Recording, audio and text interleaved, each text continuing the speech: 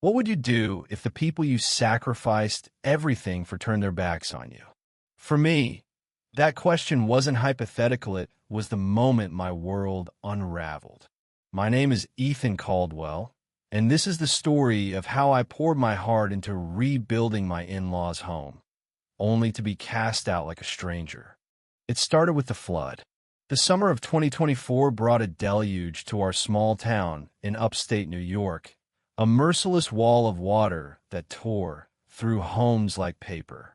My wife, Clara, and I lived a few miles away, spare by the higher ground. Her parents, Tom and Evelyn, weren't so lucky. Their modest two-story house, where Clara grew up, was swallowed by the river. When we reached them, wading through knee-deep muck, I saw the devastation in their eyes.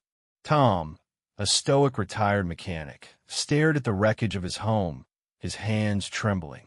Evelyn clung to a soaked family photo, tears mixing with the rain. Clara squeezed my hand, her voice breaking. "We have to help them, Ethan. They have nothing left." I didn't hesitate. I'm a contractor by trade, with a small business fixing roofs and building additions. I knew I could rebuild their home, not just patch it up, but make it better than before. It felt like a calling, a way to prove my love for Clara and her family. We moved Tom and Evelyn into our spare room, and I got to work. The house was a ruin.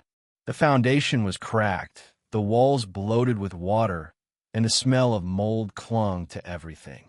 I spent days clearing debris, hauling out sodden furniture, and salvaging what I could. Clara helped when she wasn't at her teaching job, but the bulk of it fell on me. I didn't mind. Each nail I drove, each beam I set, was for her family, for us. I cashed in my savings, took out a loan, and hired two of my best guys, Mike and Javier, to help. We worked dawn to dusk, 6 days a week. My hands blistered, my back ached, but I kept going, fueled by the vision of Tom and Evelyn's faces when they'd walk into their restored home. Weeks turned into months. I replaced the foundation, rebuilt the frame, and installed new drywall. I upgraded the wiring, added insulation, and even put in a modern kitchen, something Evelyn had always dreamed of. Clara would bring me coffee at midnight while I pored over plans, her smile keeping me going. Tom and Evelyn checked in occasionally, offering quiet thanks, though I noticed Tom's gruff demeanor softening over time. I thought we were bonding, building something beyond just a house. Then came the twist I never saw coming. One evening, as I was laying tiles in the bathroom, a stranger showed up at the site. He was a lanky man in his 50s, wearing a faded denim jacket and a nervous smile. "You Ethan?" he asked, extending a hand. "I'm Ray, Clara's uncle." I'd heard of Ray Evelyn's estranged brother, a drifter who'd been gone for years. No one had mentioned he was back. He wandered through the half-finished house, whistling. "Nice work. Looks like a palace." I thanked him, unsure why he was there. He lingered, asking odd questions about the house's layout and value. I brushed it off, but something about his presence felt like a storm cloud on the horizon. By early fall, the house was nearly complete. The exterior gleamed with fresh paint, the windows sparkled, and the garden Clara's touch bloomed with marigolds. I was exhausted but proud. The final step was the handover.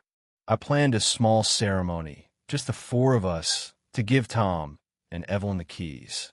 I imagined their gratitude, maybe even a hug from Tom, who wasn't the hugging type. Clara was buzzing with excitement, planning a dinner to celebrate. The day arrived, crisp and golden. We stood in the driveway, the house standing proud behind us. I handed Tom the keys, my heart pounding. "It's yours," I said, grinning. Better than before. Evelyn's eyes welled up, but Tom's face was unreadable. He cleared his throat, looking past me. "Ethan, we need to talk." My stomach dropped. Clara frowned, sensing the shift. Tom's voice was low, deliberate. "We appreciate what you've done. Truly. But this house site's ours, and we've decided we don't want you here. Not anymore." I blinked, sure I'd misheard. Clara gasped. Dad, what are you talking about? Evelyn looked away, her hands twisting together. Tom continued, his words like hammer blows. Ray's back. He's family, and he needs a place. We're giving him the spare room. You've done enough, Ethan. It's time for you to go. I stood frozen, the keys still warm in my hand. Clara's voice rose, sharp with disbelief. Go? He rebuilt your home.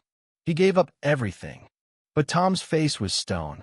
Evelyn murmured, It's for the best, Clara. I felt like the ground had vanished beneath me. I'd poured my savings, my strength, my love into this house, and now I was being erased from it. Ray, who'd contributed nothing, was welcome, while a man who'd married their daughter, who'd broken his back for them, was not. Clara grabbed my arm, tears streaming down her face. This is wrong, she whispered. We're leaving.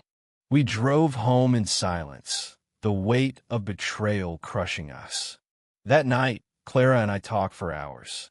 She was furious, torn between her love for her parents and the injustice of their words. I felt hollow, questioning every moment I'd spent on that house. Had I missed something? Had I been blind to their resentment? Ray's sudden return gnawed at him. Why now? The next day, Clara confronted her parents alone. When she returned, her face was pale but resolute. It's about money, she said, her voice trembling. Ray convinced them the house is worth more now.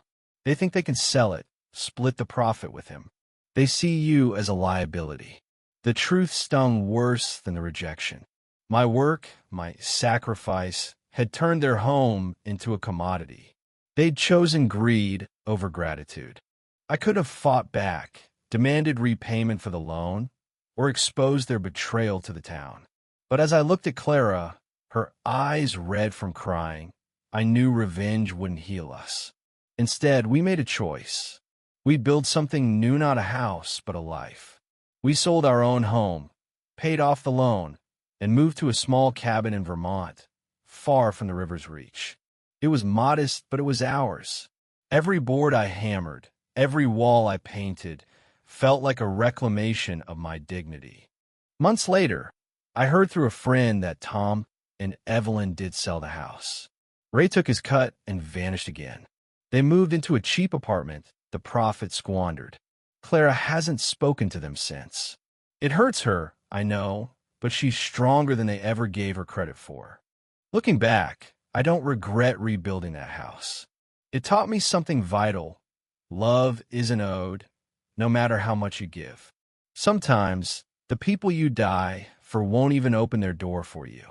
But I also learned that home isn't a place, it's the person who stands by you when the floodwaters rise. Clara is my home, and that's enough.